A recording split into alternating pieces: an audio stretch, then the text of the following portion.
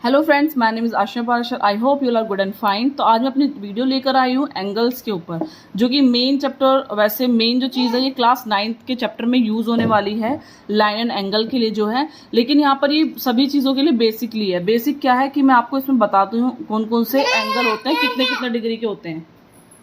ठीक है, तो यहाँ पर मैं बात करने वाली हूँ। सबसे पहले मैं आपको बताती हूँ लीनियर्स और कोलीनियर और नॉन कोलीनियर क्या होते हैं। ठीक है,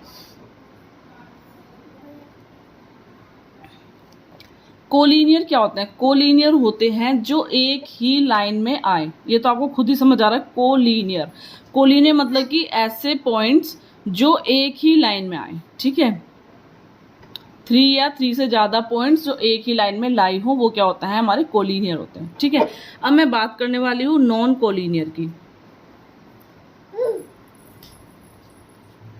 यहाँ पर नॉन कोलिनियर की मैं बात करने वाली हूँ। तो नॉन कोलिनियर किसके लिए यूज होगा?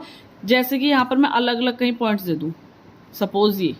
ठीक है, तो ये एक लाइन में तो नहीं आएंगे, ये एक लाइन ऐसे चली जाएगी, एक लाइन ऐसे आएगी। ठीक है, तो एक लाइन में हमारे यूज नहीं हो रहे हैं, तो ये क्या होंगे? नॉन कोलिनियर होंगे। ठीक है, अब मैं बात करने वाली हूँ एक्यूट एंगल।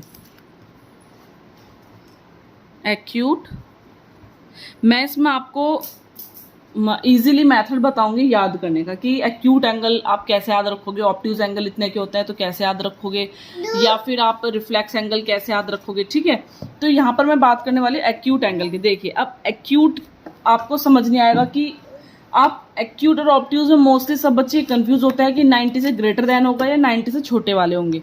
ठीक है, तो आपको एक चीज मैं यहाँ पर आपको बता दूं इजी याद करने की। देखो, एक्यूट, क्यूट, क्यूट मीन्स क्या होता है? छोटा। छोटे बच्चे बहुत क्यूट होते हैं ना, तो जो एंगल छोटा होगा वो क्यूट होगा, मतलब कि एक्यूट होगा। ठीक है, ए से ध्यान रख लीजिएगा। यहाँ पर वो बी सा आता है, ऑब्ट्यूज एंड एक्यूट।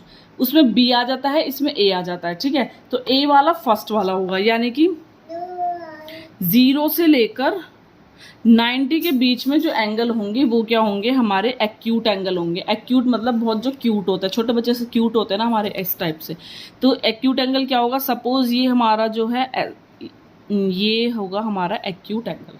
ठीक है, इसको मैं एक्स मान लूँ, तो ये एंगल होगा हमारा एक्यूट एंगल। ठीक है, अब मैं बात करने वाली हूँ यहाँ पर ऑब्ट्यूज एंगल की।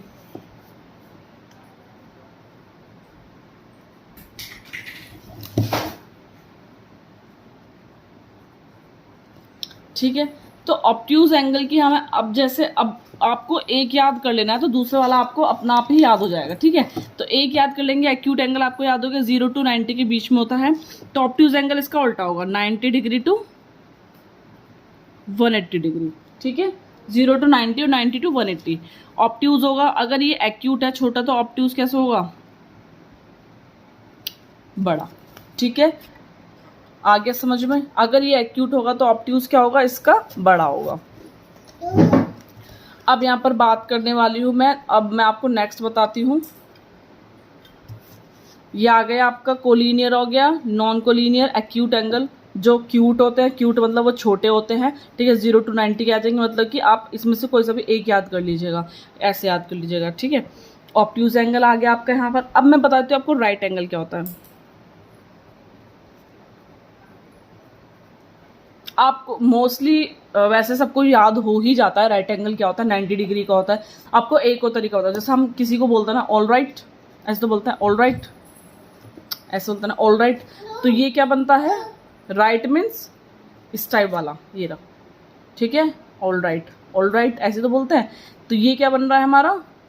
राइट एंगल, यानी इस टाइप का ही तो बन रहा है ये हमारा, है ना।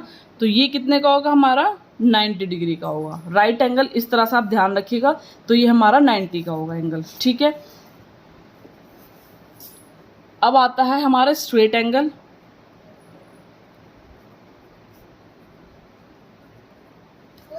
देखिएगा, आपने डी देखा होगा, डी जो डी होता है हमारा कुछ इस टाइप से होता है। वो यहाँ पर ये ऐसा पूरा बना होता है, ये है ना। स्ट्रेट मतलब हम, स्ट्रेट क्या होता है? कि स्ट्रेट लाइन, सीधी लाइन। स्ट्रेट मतलब स्ट्रेट, सीधा। ये पूरा होता है हमारा 180 डिग्री का।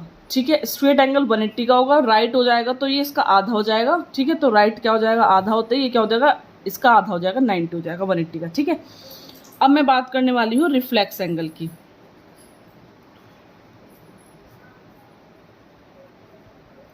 रिफ्लेक्स क्या होता है? उल्टा। रिफ्लेक्स, री मीन्स उल्टा, रिफ्लेक्स मीन्स उल्टा। तो सपोज मैंने कोई एंगल लिया है, इसका ये जो उल्टा एंगल होता है ये क्या होता है? हमारा रिफ्लेक्स एंगल। जब कभी भी हमें रिफ्लेक्स एंगल निकालने के लिए दिया हो, सपोज हमें ये वाला एंगल दिया है, तो हमेशा 360 में से माइनस होता है। सपोज ये टी दिया हुआ है तो 360 में से माइनस होता है, तो हमारा ये वाला एंगल निकलता है। रिफ्लेक्स एंगल ऑलवेज 360 में से लेस होगा, ठीक है।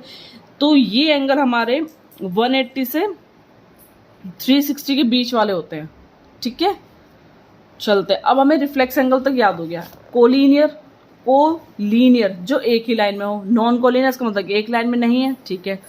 एक्यूट एंगल, क्यूट क्या होता है? जो छोटे बच्चे होते हैं बहुत क्यूट होते हैं, है ना, तो वो छोटे होते हैं ना, इसलिए वो 0 से बस 90 के बीच में होगा, ठीक है। ऑब्ट्यूज एंगल हो गया। राइट एंगल मैंने आपको बताया था, ऑल राइट इस तरह से होगा, तो ये इस तरह से राइट एंगल हो जाएगा। राइट एंगल क्या होता है? हमारा 90 डिग्री का होता है। स्ट्रेट एंगल आपको पता चल गया। रिफ्लेक्स एंगल हमेशा उसका क्या होता है? उल्टा होता है। अब बात आती है एडजेसेंट एंगल की।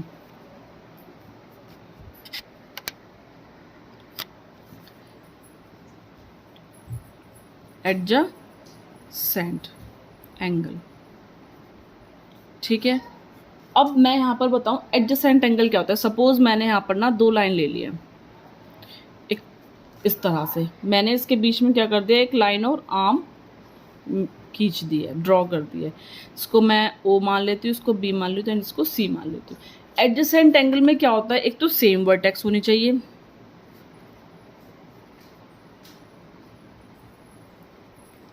ठीक है। एंड क्या होना चाहिए? कॉमन आर्म होनी चाहिए। और जो नॉन कॉमन आर्म होती है हमारी, अभी बताऊंगी इसके बारे में, वो क्या होती है? वो डिफरेंट साइड होनी चाहिए, डिफरेंट साइज, ठीक है। अब यहाँ देखिए, सेम वर्टेक्स हमारे यहाँ पर दो एंगल हैं, 1 2, ये पूरा एक एंगल है, इसमें से मैंने एक और एंगल निकाल दिया, यानी कि एक एंगल ये, एक एंगल ये। अब अगर मैं इस एंगल को देखूँ, ये इस एंगल को देखूँ, ये, तो क्या आ रहा है? वर्टेक्स मीन्स कॉर्नर, जो कॉर्नर होते हैं। सपोज मैंने ये एंगल ले लिया, ये जो इसके कॉर्नर होंगे ये होंगे हमारे वर्टेक्स, ठीक है। तो इसके लिए कॉर्नर क्या है? ये वर्टेक्स होगा, तो सेम वर्टेक्स हो गया दोनों के लिए, ठीक है।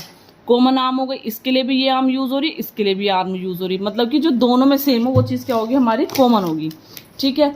अब यहाँ पर नॉन कॉमन आर्म क्या होगी? डिफरेंट साइज की होगी। नॉन कॉमन आर्म कौन सी होती है? एक तो ये वाली और ये वाली, ये क्या होती है? डिफरेंट साइज होना चाहिए इनका, ठीक है। तो ये क्या होंगे? हमारे एडजेसेंट एंगल होंगे, ठीक है। These angle are adjacent angle. अब मैं बात करने वाली हूं यहां पर लीनियर पेयर की। अब लीनियर पेयर क्या होता है? आपने अभी लीनियर क्या होता है? Same line. अभी आपने देखा था कि स्ट्रेट एंगल जो होते हैं हमारे 180 के होते हैं, ये भी एक स्ट्रेट लाइन है, तो इसका मतलब ये भी क्या होगा? हमारा 180 का होगा। और अगर मैं यहाँ से एक और लाइन ऐसे कट कर दूँ, इसका मतलब ये एंगल और ये एंगल दोनों क्या हो जाएंगे? हमारे 180 के इक्वल हो जाएंगे। सपोज ये मैंने x मान लिया, ये y मान लिया, इसका मतलब कि x और प्लस y का जो सम है वो क्या हो गया? हमारा 180 डिग्री हो गया। तो ये होती है हमारी लीनियर पेयर, ठीक है। अब बात करने वाली वर्टिकली अपोजिट एंगल कौन से होते हैं।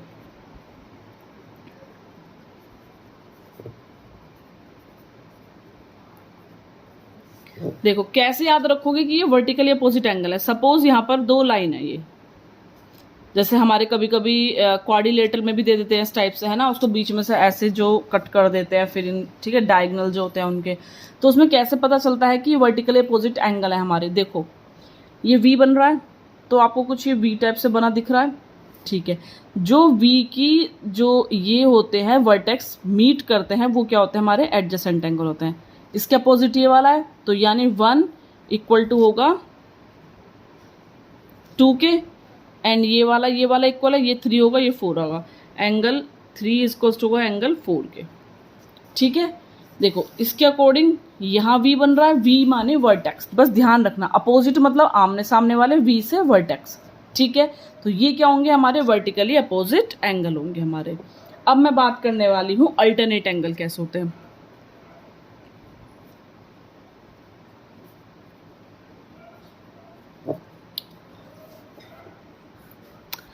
सपोज मैंने ये दो पैरेलल लाइन है और मैंने यहाँ पर ये ऐसे कट कर दिया है, ठीक है। अब यहाँ पर आपको कैसे पता चलेगा कि ये अल्टरनेट एंगल है हमारे, देखिए अल्टरनेट, देखो एल आ रहा है इसमें, एल एल, ठीक है। तो एल कहाँ बन रहा है, ये बन रहा है एल, और यहाँ के लिए एल कौन सा बन रहा है, ये वाला एल बन रहा है। भाई अगर मैं इसको ऐसे घुमा कर देखूँ तो इसके लिए ये एल बन रहा है, और ऐसे घुमा के देखूँ तो ये एल बन रहा है, यानी उस साइड से ये एल बन रहा है, उस साइड से ये एल बन रहा है, ठीक है। अल्टरनेट में आप ध्यान रखना, ये इस टाइप के जो एंगल होंगे, ये दोनों एंगल क्या होंगे, हमारे अल्टरनेट एंगल होंगे, ठीक है।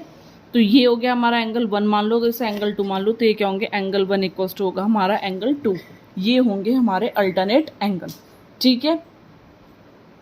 आ गया इतना समझ में आपको, अल्टरनेट एंगल्स हमारे कौन से होते हैं। तो ये हमारी एक लाइन है, ये लाइन के अंदर है हमारे, तो ये कौन से होंगे, इंटीरियर एंगल,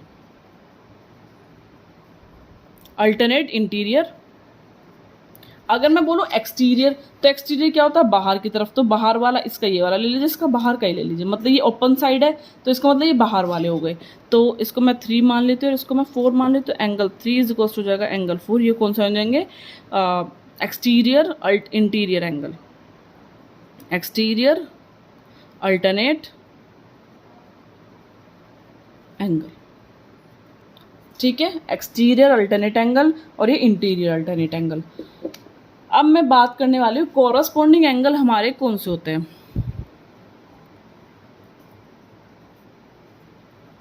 वैसे जो 9th क्लास को चैप्टर लाइन एंड एंगल, बहुत उसमें ये चीज़ें बहुत ज़्यादा यूज़ होने वाली हैं आपकी, है ना। तो मैंने इसलिए क्लास 9 का वही चैप्टर मैं पढ़ाऊँगी आपको, तो इसलिए मैंने पहले ही वीडियो इसकी डाल दी है। एंड ये किसी भी मोस्टली हर क्लासेस में जो है ये यूज़ कहीं ना कहीं पर होता ही है, ठीक है। तो कॉरस्पॉन्डिंग एंगल्स हमारे कौन से होंगे, देखिए जैसे सपोज कि दो पैरेलल लाइन है, ये इस टाइप से है, कोरस्पॉन्डिंग देखो डबल आर आ रहा है, ठीक है, यानी डबल आर आ रहा है, इसका मतलब एक ही साइड वाला। अगर ये अंदर का है तो ये वाला बाहर का एंगल होगा, और ये वाला बाहर का एंगल है तो ये वाला अंदर का एंगल होगा। तो ये हमारे कौन से होते हैं, कॉरस्पॉन्डिंग एंगल्स होते हैं, ठीक है। जो एक ही लाइन में आ रहे हो वो हमारे कौन से होते हैं, कॉरस्पॉन्डिंग एंगल होते हैं, ठीक है।